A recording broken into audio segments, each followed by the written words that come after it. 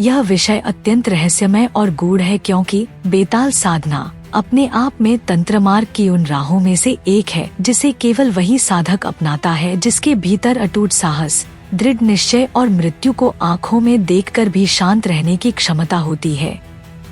इस वीडियो के इस भाग में हम गहराई से समझेंगे कि बेताल केवल एक पौराणिक कथा का पात्र नहीं बल्कि रात्रि, श्मशान और गूढ़ ऊर्जा का ऐसा देवता है जिसे तांत्रिक परंपराओं में शव साधना और अघोर साधना का अभिन्न अंग माना गया है। बेताल को हमेशा अंधकार, भय और मृत्यु की छाया में देखा जाता है, क्योंकि वह साधक की चेतना को परखने और उसे उसके गहरे भय के पार ले जाने वाला है। जब साधक बेताल साधना प्रारंभ करता है तो उसके जीवन में सबसे पहले भय और भ्रम की परतें खुलती हैं। साधक को रात्रि के अंधकार में अजीब दृश्य दिखते हैं, श्मशान में भूत प्रेत जैसी आकृतियां प्रकट होती हैं और यह सब बेताल की परीक्षा होती है। कहा जाता है कि यदि साधक इन भ्रमों में फंस गया तो उसकी साधना वहीं रुक जाती है, लेकिन यदि वह निर्भय रहकर आगे बढ़ता है तो बेताल उसकी आत्मा की गहराई में उतरकर उसे अद्भुत सिद्धियों और ज्ञान से विभूषित करता है। परंतु यहाँ 3 सबसे घातक भूलें हैं जो साधक के जीवन को पूरी तरह नष्ट कर सकती हैं। पहली यह कि यदि साधक अहंकार से ग्रस्त होकर यह मान ले कि उसने बेताल को जीत लिया है तो उसका पतन निश्चित है, क्योंकि बेताल अहंकार को कभी बर्दाश्त नहीं करता। दूसरी भूल यह कि साधना के दौरान कोई भी अपवित्रता, चाहे वह आहार की हो या विचार की, साधक की ऊर्जा को अशुद्ध कर देती है और बेताल का क्रोध उस पर टूट पड़ता है। तीसरी और सबसे बड़ी भूल यह कि बिना गुरु के मार्गदर्शन के यदि कोई साधक अकेले इस साधना में उतरता है तो यह साधना उसे सिद्धि नहीं बल्कि पागलपन और विनाश की ओर ले जाती है। वास्तविक तांत्रिक अनुभवों में कहा गया है कि बेताल साधना के दौरान साधक को रात में भारी ऊर्जा का दबाव महसूस होता है, उसकी नींद टूट जाती है, शरीर में कंपी और कभी कभी अनजानी आवाजें सुनाई देने लगती हैं। कई साधकों ने वर्णन किया है कि श्मशान में साधना के समय अचानक हवा का रुक जाना, अग्नि का अपने आप बुझ जाना या राख से आकृतियों का उभरना, ये सब बेताल की उपस्थिति के संकेत होते हैं। यह साधना साधक की सबसे बड़ी परीक्षा है, क्योंकि यहाँ साधक को अपनी आत्मा को मृत्यु की सीमा तक धकेलकर भी स्थिर रहना होता है। तंत्र मार्ग में इसे वामपंथी साधना का अंतिम साहसिक कदम कहा गया है, क्योंकि यहाँ साधक के भीतर का हर भय नष्ट हो जाता है और वह मृत्यु के परे के सत्य को जान लेता है। जो साधक इस साधना में सफल हो जाता है उसके लिए बेताल केवल भयावह नहीं रहता बल्कि वह एक संरक्षक देवता के रूप में प्रकट होता है।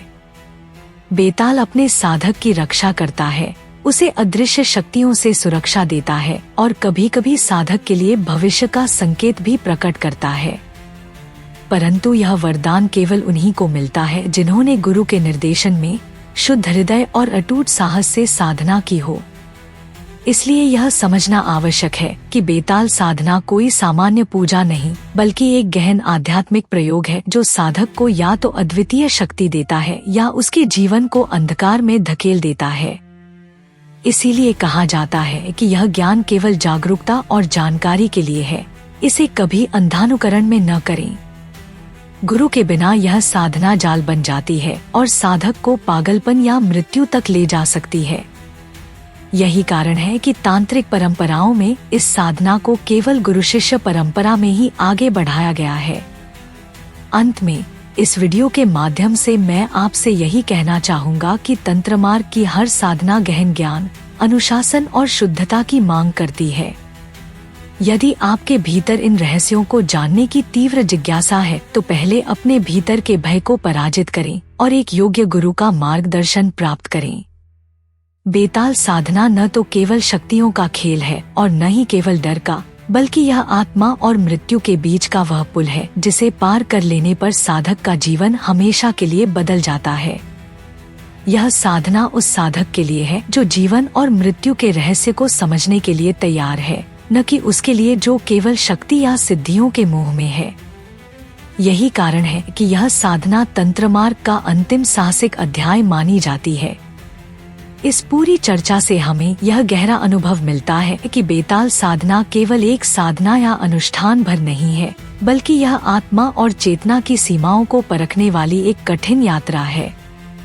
यह मार्ग साधक से न केवल अटूट साहस और धैर्य की मांग करता है, बल्कि उसे मृत्यु, भय और अज्ञात की गहराइयों से होकर गुजरना पड़ता है।